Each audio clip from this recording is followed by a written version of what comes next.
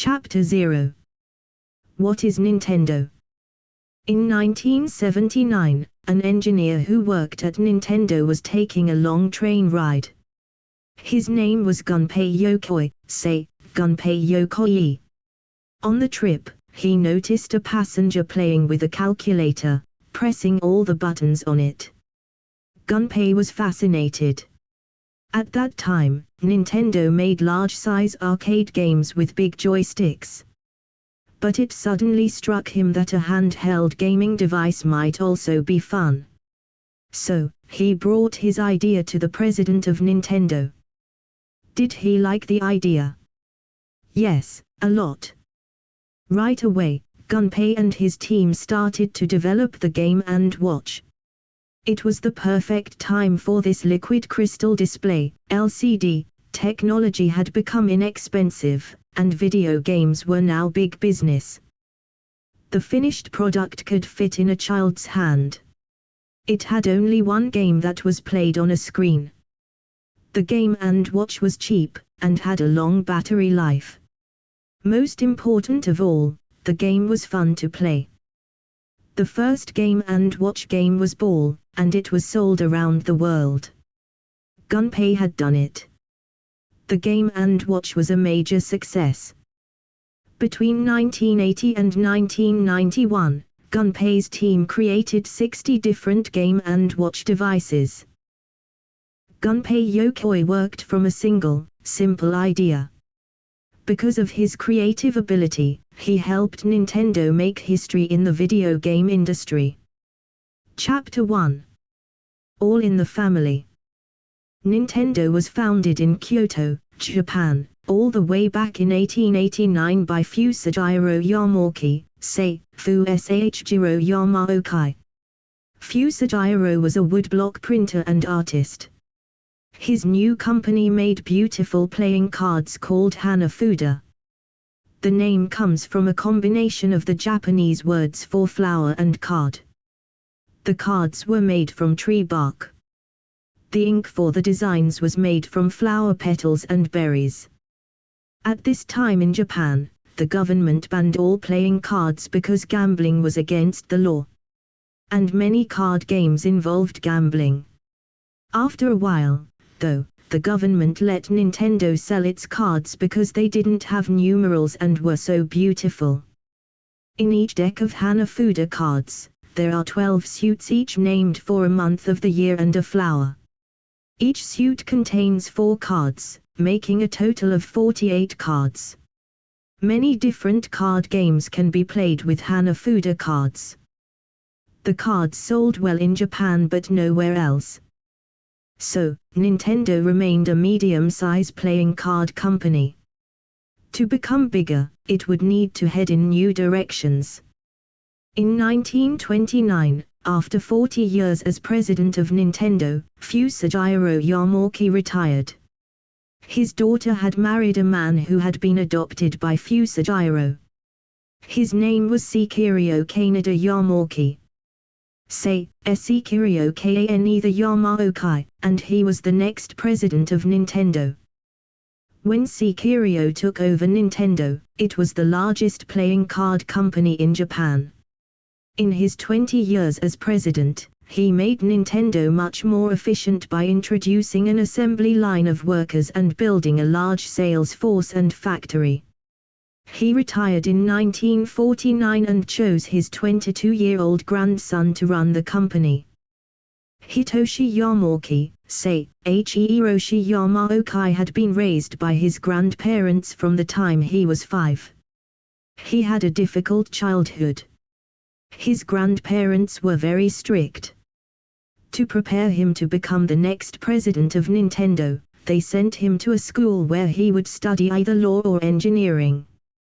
But World War II interrupted his grandparents' plans. In 1939, when Hiroshi was 12 years old, the Japanese government forced him to quit school. World War II was raging. Hiroshi was too young to fight. Instead, he had to work in a military factory for several years. After the war ended in 1945, he studied to become a lawyer. but he left law school when his grandfather chose him to take over Nintendo. From the start, Hiroshi was a strong and bold leader. He took the job only after being told that he could fire his relatives at Nintendo. Why was that important to him? He wanted to make sure that no one in the company thought he was favoring his family. And he also didn't want any relatives challenging his authority. His grandfather did not like this idea, but he agreed to it. Many workers didn't think Hiroshi had enough experience to run the company. So, in 1955, some workers went on strike. During a strike, people stop working in order to protest what they don't like. To show the protesters who was boss, Hiroshi fired all of them, too. Although he got off to a rocky start as president, he gained the respect of workers by leading Nintendo to great success. In 1959, he made a deal with the Walt Disney Company. Well-known Disney cartoon characters were featured on Nintendo's plastic playing cards. The deck of cards came with a booklet that gave instructions for different card games. The packs were very popular and more than 600,000 units were sold in the first year. That wasn't enough for Hiroshi. He wanted to try other businesses besides cards. He started a taxi service, a chain of hotels, and a TV network. He also tried selling packets of instant rice. None of these businesses, however, were successful, and Hiroshi had to close all of them. At the same time, people were losing interest in playing cards. What would come next for Nintendo? Chapter 2. Let's have some fun. As luck would have it, in 1965, Nintendo hired an engineer named Gunpei Yokoi. His job was to keep the machinery that made the playing cards working. In his spare time, however, Gunpei liked to make gadgets for his own amusement. One day, Hiroshi walked by Gunpei's office and saw him playing with one of his inventions. It was a mechanical claw that could extend and grab things. Hiroshi thought this would make a great toy. He asked Gunpei to develop it in time to sell for Christmas that year. The Nintendo Ultra Hand was released in 1966. By 1970, more than 1 million were sold. Hiroshi now decided that he should forget about trying other businesses and stick to making toys. Hiroshi took Gunpei off the assembly line and made him the head of Nintendo's research and development (R&D) group. This meant Gunpei and his team worked to come up with more new ideas for toys. In 1967, Nintendo released the Ultra Machine. It came with a plastic bat and launched soft baseballs for a player to hit. In 1971, Gunpei created a periscope called the Ultrascope. A periscope is an instrument that contains lenses and mirrors that help a person get a view of things that normally they wouldn't be able to see. It's a cool gadget to use for spying. Soon, Gunpei and his R&D team began using electronics in their toys. Electronics are devices that use electricity to carry or process information. Many products are based on electronics. They include computers, digital cameras, radios, and television sets. In 1970, Nintendo introduced the Beam Gun series. Toy guns used battery-powered electronics to fire light at a target. If hit, the target lit up and made sounds. This was the first time in the Japanese toy industry that electronics were used. Hundreds of thousands of the guns were sold. Nintendo had created something new that both children and adults could enjoy together. Not every new idea, however, proved to be a success. One day Hiroshi read a newspaper article about clay pigeon shooting. In this sport, a person shoots at clay discs that are launched into the air by a machine. Hiroshi immediately asked Gunpei to create a game based on this sport. Gunpei and his team came up with the laser clay shooting system. Here's how it worked. On a wall, a film projector cast images of flying clay pigeons into a large woodland scene. Players had to shoot the moving targets with toy light guns. If they hit the target, the projector then showed the image of a pigeon falling and kept track of how many had been hit. Hiroshi wanted to put this game in empty bowling alleys throughout Japan. Bowling, which had once been very popular in Japan, had died out. There were many bowling alleys available for Hiroshi to buy. The year was 1973, and at first the laser clay shooting system looked like a hit. Nintendo received orders from many other countries in Asia as well. But then the orders stopped coming in and many were cancelled. The laser clay shooting system was too expensive. Nintendo lost $64 million. During the 1970s, companies such as Atari, Magnavox, Coleco, and Intellivision were making home video consoles, electronic gaming systems, that could be used with TV sets. Hiroshi saw that home video gaming was hot, and he wanted to be part of it. After he got the rights to sell the Magnavox Odyssey in Japan, he was encouraged to take a step further. Nintendo began developing its own video games both for arcades and for homes. Chapter 3. Nintendo goes to America. The largest market for video games was North America. Hiroshi knew his company had to get to all those millions of players. So, in 1980, he opened Nintendo of America and, to keep the company all in the family, he made his son-in-law Minoru Arakawa, Minoru Arakawa, the president of Nintendo of America, NOA.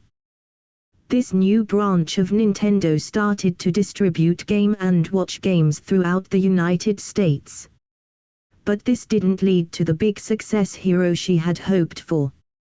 What the company needed was hit game. Did that happen right away? No.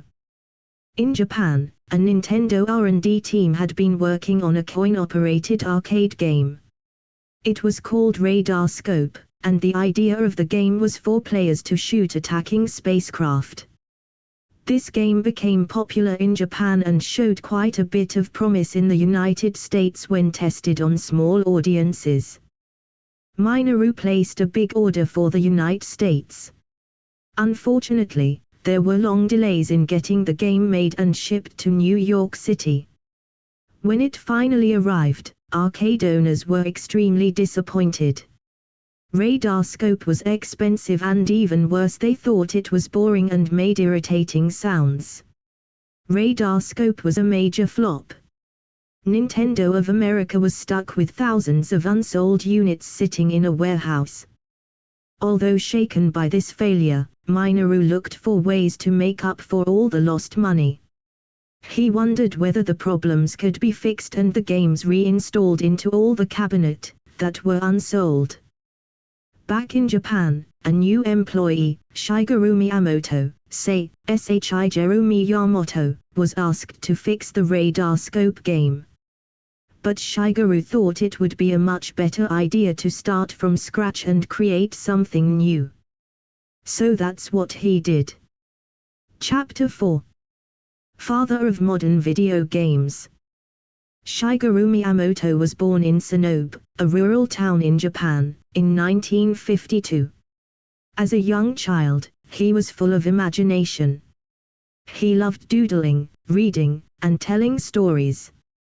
He loved drawing manga, creating cartoon flip books, and putting on puppet shows. He would also go exploring the countryside, biking, walking, climbing trees, and fishing in a nearby stream.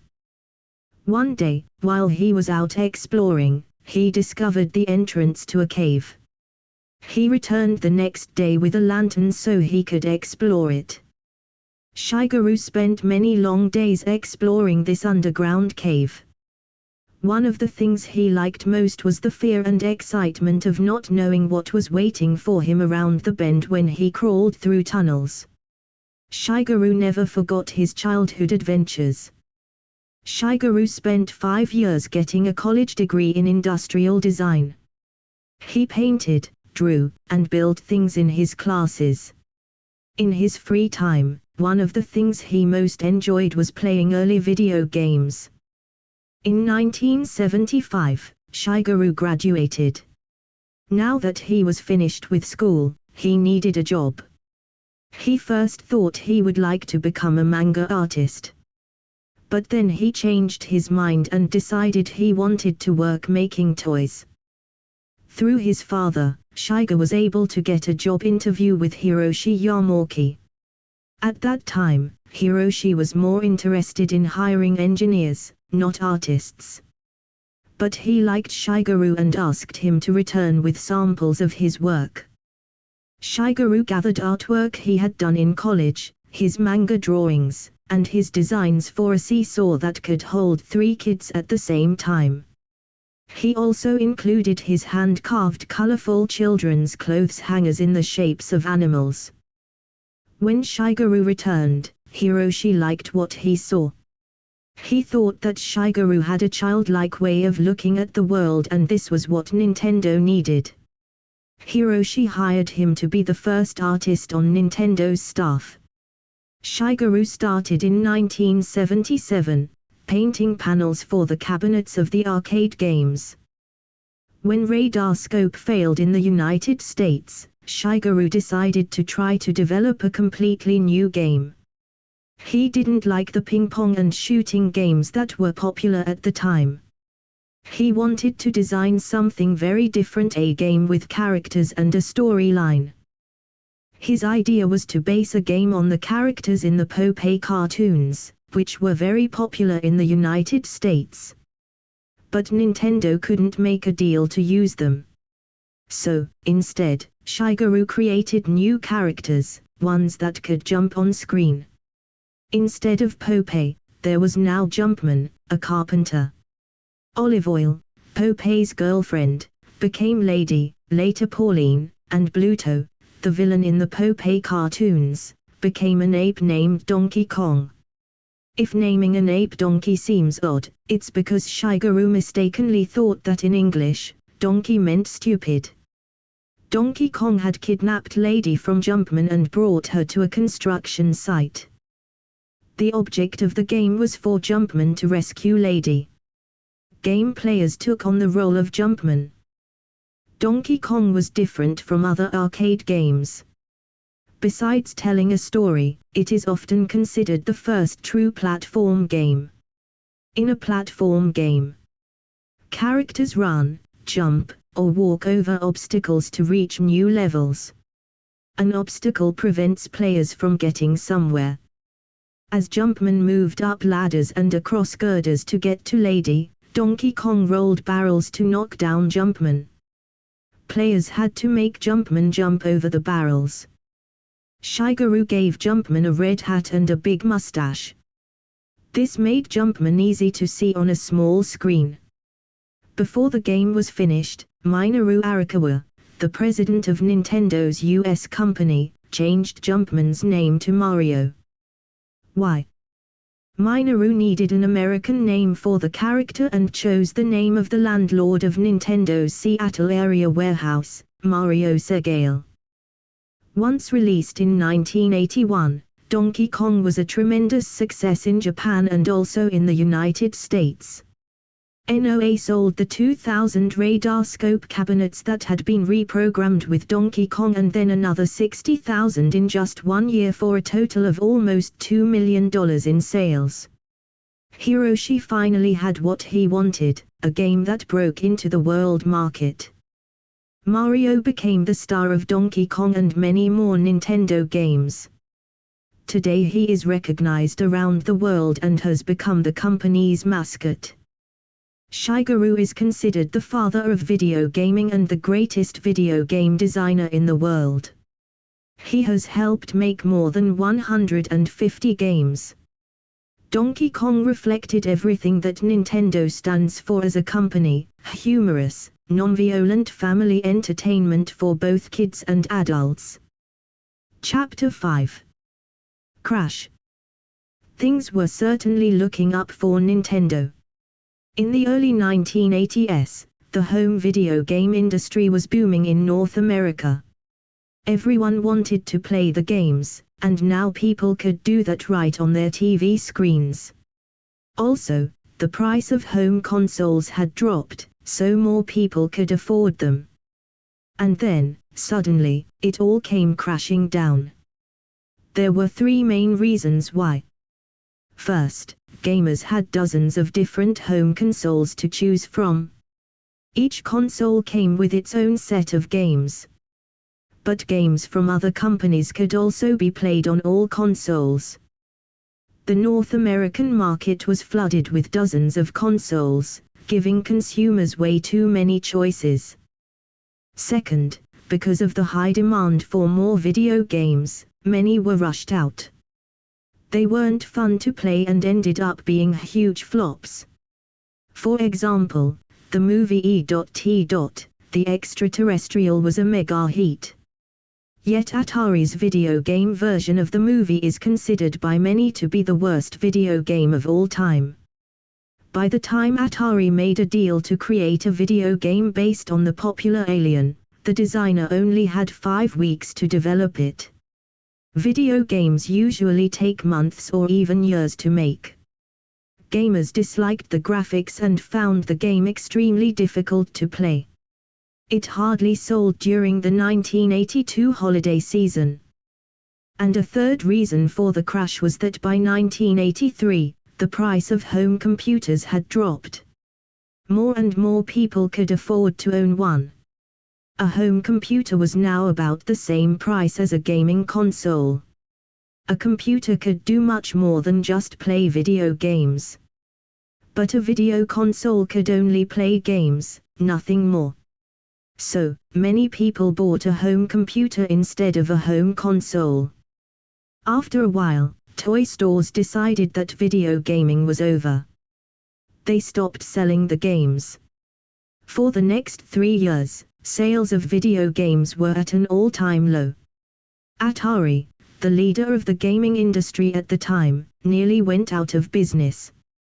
Nintendo was more fortunate than Atari. Hiroshi had already created a home console system.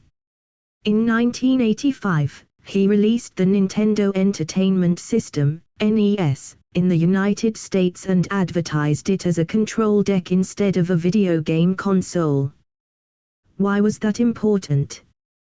Nintendo realized that the gaming industry was moving away from game consoles and toward home computers. The NES is thought to have been based on the style of a modern VCR. The cartridge was loaded into a door at the front of the NES, instead of a top-loaded video game console. Nintendo also added a lockout chip in the NES. This made sure that low-quality games from other companies wouldn't work on it. Were sales great in the beginning? No. But that all changed in 1986 when Shigeru produced a multi-level adventure game called Super Mario Bros. Nintendo included it with the NES in the United States. Super Mario Bros. Became the best-selling video game of its time. What made it so popular? It was so different and so much fun to play. Players could make Mario stomp on mushrooms, flip fireballs, and save the princess no matter where she was, and she was always in a different castle throughout the game. Super Mario Bros. Allowed gamers to take part in an adventure in a whole new world and to unlock new stages as they played. And Super Mario Bros. Could be played again and again, and it would be different for players each time. The NES was a huge hit in the United States, and as of 1986, in Europe, too. Between 1985 and 1988, Shigeru created some of the most popular games of all time for the NES. One example was the fantasy action-adventure The Legend of Zelda. Much of the game centers on exploring various caves around Death Mountain. The dungeon in the game is a series of chambers connected by different paths, just like the cave system Shigeru explored as a young boy. The Legend of Zelda also introduced a new type of gameplay that would eventually become a standard in video games. Instead of scoring points and winning a game based on a high score, the goal of The Legend of Zelda was to interact with the characters and reach the end of an epic story. It was about the thrill of discovery. The Legend of Zelda also came with a new feature: players could now save their place in a game. In 1988 alone, Nintendo released 65 titles for its NES game library, and Nintendo was the #1 company in the video game industry around the world. Nintendo helped breathe new life into video game playing. Chapter 6. Game Boy. The Nintendo Entertainment System was selling extremely well around the world. But Hiroshi was always looking for ways to make Nintendo even better. Since 1987, Gunpei and his R&D team had been working on a new gaming device. It would be handheld and easy to carry like the Game & Watch. But it would also have interchangeable cartridges and a similar button layout to the Donkey Kong Game & Watch. In addition, Gunpei wanted the device to be sturdy, low-priced, and have a long battery life. The result was the Game Boy. The Game Boy came out in Japan on the 21st of April, 1989. It had these games: Super Mario Land, Alleyway, Baseball, and Yakuman. 3 months later, on the 31st of July 1989, the Game Boy was launched in North America. It was bundled with a new game called Tetris. Tetris was not created in Japan or North America. Tetris came from Russia. Alexei Pajitso, was a compute programmer who worked at a government computer center in Moscow. As a child, he had always loved puzzles, especially pentaminos. A set of pentaminos consists of 12 shapes made by joining 5 squares together side to side. In June 1984, Alexei got the idea that this game might make a fun computer game. He quickly realized, though, that 12 pentamino pieces rotating on a small screen would be too complicated. So, he reduced the pieces to 7 shapes made by joining 4 squares together side to side. Alexei wrote the original program on a Russian computer. It did not have graphics, so he used letters for the playing pieces. Then he figured out how to make the pieces flip and rotate. Alexei programmed the game so that each full line of pieces would disappear and give the player more space on the screen to continue playing. As players reached different levels, the pieces appeared faster and faster. Alexei named the game Tetris, taking the first part of the Greek word tetra, which means 4, and the second part of the word tennis, which was Alexei's favorite sport. Alexei worked for the Russian government when he created the game. And he worried he might get in trouble if he tried to sell it himself. So, he granted his rights to the government for 10 years. Boy, was the country lucky. Alexei did not make any money from the sales of Tetris until 1996. Today, Tetris is among the top-selling games of all time and one of the most well-known in the world. There are several reasons for this. It is a simple game to learn, so many people are willing to try it. It's hard, however, to get really skillful at it. Tetris holds players' attention for long periods of time. Gamers always feel as though they learn something new as they play. It also has good pacing. It starts slow, then goes faster and faster to keep players on their toes. The Game Boy was a huge success in North America. It sold more than 118 million units and adults bought the Game Boy, too. They played on their way to and from work. Video games were no longer just for kids. Chapter 7. Mario vs. Sonic. By 1990, 9 out of every 10 video games sold were made by Nintendo.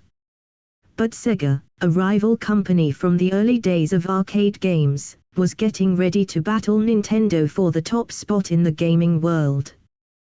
It was in 1989 that Sega released its own popular home video game console, the 16-bit Sega Genesis. This system included super detailed graphics, extremely vibrant colors, and complex games. In 1992, Sega surpassed Nintendo in sales. The video game war between Nintendo and Sega would last for the next 10 years. The two companies had completely different ideas about their products. For Nintendo, the quality of their games was most important. They chose to produce far fewer new games than Sega, but the Nintendo games were better.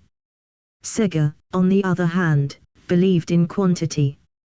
They produced an extremely large number of games. Many were flops, but even if only a few were hits, that was enough for Sega to make money. Sega wanted to create games based on pop culture, trends, gamers' interests, and art. Their games were edgy and fast-paced and included violent content. Sega targeted an older audience while Nintendo continued selling its kid-friendly games to boys ages 6 to 12. Nintendo had a strict policy about no violence in their games in keeping with their family-friendly image. Sega wanted a mascot that could compete with Nintendo's Mario. They came up with Sonic, a speedy blue hedgehog with lots of attitude. Sonic was designed to be faster, more dangerous, and cooler than Mario.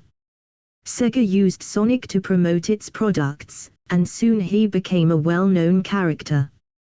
Nintendo concentrated on developing games rather than focusing on advertising. Sega's ads often poked fun at Nintendo and attempted to portray Nintendo as a toy maker that was behind the times. Sega aimed to appeal to older gamers who wanted something cooler. Nintendo's answer to the Sega Genesis was their 16-bit Super Nintendo Entertainment System, SNES, which was released in 1991 in North America. Super Mario World came with this console. Other launch games included F-Zero, Pilotwings, and SimCity. In time, the SNES landed Sega in the number 2 spot again. And early in 2001, Sega stopped making game consoles altogether. After that, it just concentrated on creating new games. In 1996, in Japan, Nintendo released Pokémon, also known as Pocket Monsters, a role-playing game. A role-playing game, RPG, is a kind of game where the player controls a fictional character, or characters, that goes on a quest in an imaginary world.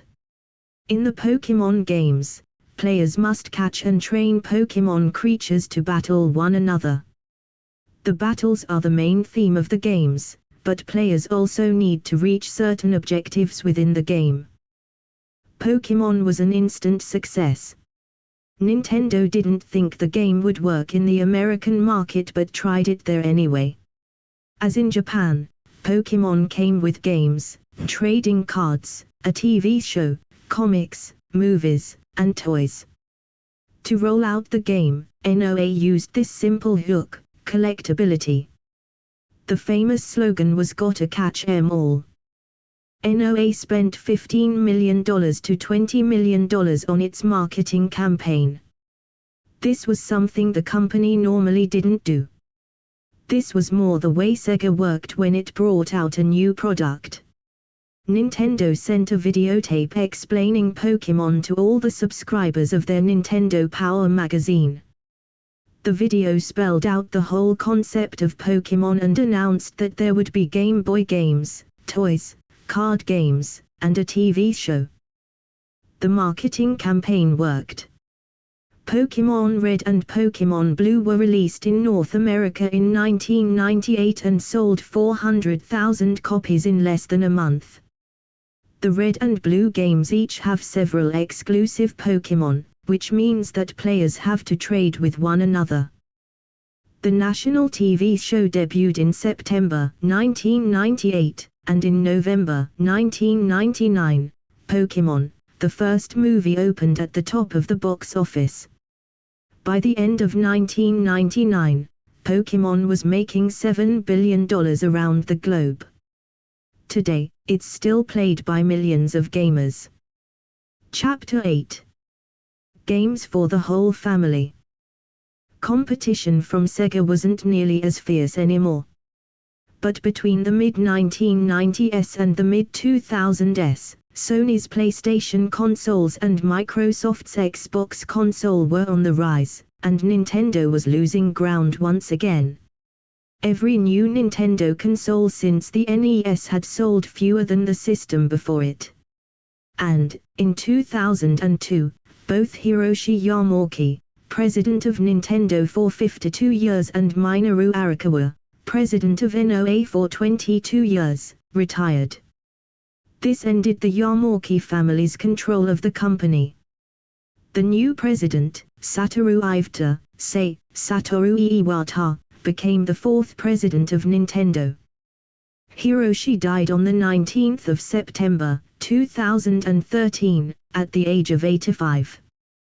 When Hiroshi left Nintendo, his parting words to Satoru were to create a Game Boy with 2 screens. Nintendo's research had shown that the gap between gamers and non-gamers was widening. Complicated controls put off non-gamers and made them dislike video games even more. So, Satoru Iwata and Shigeru Miyamoto decided to make this latest handheld device as simple as possible. In November 2004, the Nintendo DS, DS stands for Dual Screen, came out in the United States. The DS had 2 LCD screens and a built-in microphone. The bottom screen was a touch screen, which made controlling games easier than ever before. The DS also featured wireless multiplayer communication. This allowed a player to connect with other players' systems within range without the use of the internet. Satoru and Shigeru hoped that young children, parents, and grandparents, along with Nintendo's core gamers, would want to play it. And with games like Nintendogs, where you train and care for a virtual dog of your choosing, and Brain Age, train your brain in minutes a day, to help keep your brain sharp, the DS appealed to a much wider age range of gamers. The original DS sold 18.79 million units. The DS handheld consoles are the best-selling handheld product line for Nintendo. Nintendo was on a roll. In November 2006, the company launched a whole new gaming system, the Wii Home Console. The console, which was compact and portable, came with a Wii Remote and a nunchuck. The nunchuck was used as a control stick for some games and was connected to the remote with a long cord that allowed a player to have more control over it. The Wii Remote was wireless and could be held with one hand. And with special new sensor technology, the Wii put players right into the game. Players' gestures, their swings and swipes controlled the characters on screen so that they moved in the exact same way. Holding the Wii Remote in the game of golf, a player used a side-to-side motion to put the ball into the hole. Like the DS, the Wii was designed for lifelong gamers as well as people who had never, or rarely ever, played a video game. Every Wii console sold in North America was bundled with the Wii Sports game, which included 5 different sports: golf, tennis, baseball, bowling, and boxing. The nunchuck was only used with the boxing game. The Wii had broad appeal and wound up in retirement homes and in office staff rooms as well as in family dens. Wherever people wanted to get exercise indoors or just have fun, there was a Wii. By December 2008, the Wii had sold more than 44 million units worldwide, 1.5 times as many as Microsoft's Xbox 360 and twice as many as Sony's PlayStation 3.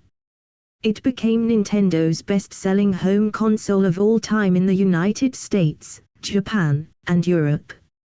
Nintendo was back on top. As had happened so often in its history, Nintendo followed up all this success with another huge flop. The Wii U of 2012 turned out to be another of Nintendo's big failures. Its marketing plan was confusing. Many gamers thought it was a handheld system instead of a new home console system. And some thought it was an add-on to the original Wii. The Wii U sold less than 14 million units compared to the Wii's 101 million units sold by the end of 2016.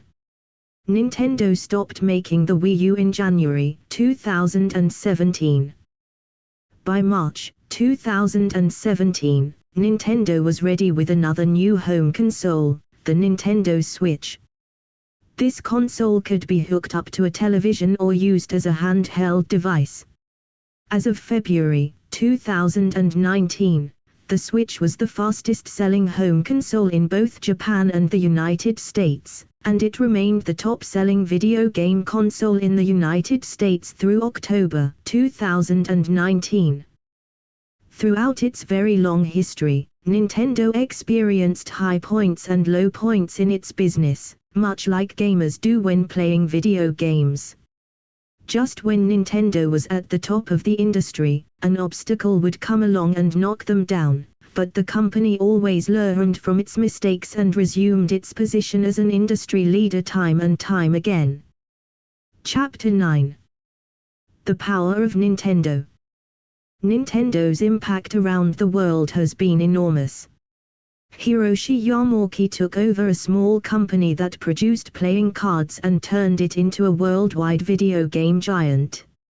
Nintendo's ability to create ever cooler gadgets while also bringing out new family-friendly games was the basis for this company's success. There's no doubt that Nintendo truly knows its audience. In 2016, the company brought back its incredibly popular NES console in a miniature version of the original.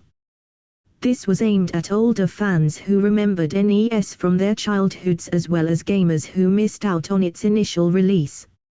It cost $60 and came with 30 classic NES games including Super Mario Bros., The Legend of Zelda, and Donkey Kong. It was a limited edition that was out for less than half a year. A runaway hit, it was nearly impossible to find because it sold out so quickly. It will be exciting to see what comes next.